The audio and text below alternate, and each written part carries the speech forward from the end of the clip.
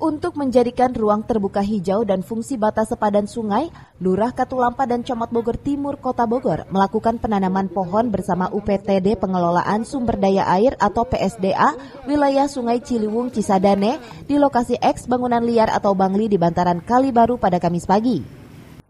Aksi peduli lingkungan yang juga melibatkan relawan dari komunitas ini bertepatan dengan peringatan Hari Air Dunia ke-30 tahun 2022 tingkat Provinsi Jawa Barat.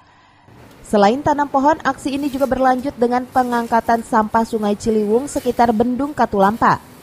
Sementara menurut Lurah Katulampa Eka Deri, untuk lebih meningkatkan kesadaran masyarakat terkait pentingnya ruang terbuka hijau, pihaknya berencana akan melakukan penanaman pohon di sejumlah titik wilayah dan lahan fasos dan fasum di kawasan perumahan dengan melibatkan kelompok tani dan masyarakat setempat. Ya, kita melakukan penanaman pohon ini yang sudah dibebaskan sebelumnya diokupasi oleh masyarakat. Ini ada tujuan untuk mengendalikan sempadan air ya. Sebagai juga fungsinya untuk nanti diinspeksi ya Pak. Jadi diharapkan nanti dengan adanya area ini bisa diberikan manfaat yang akan dijadikan ruang terbuka hijau. Itu aja Pak. Kegiatan penanaman pohon ini juga kami akan lakukan juga di beberapa kelompok tani ada di wilayah kami, karena kita punya kelompok tani, punya kelompok panca tani, dan di sana ada lahan-lahan yang bisa kita manfaatkan.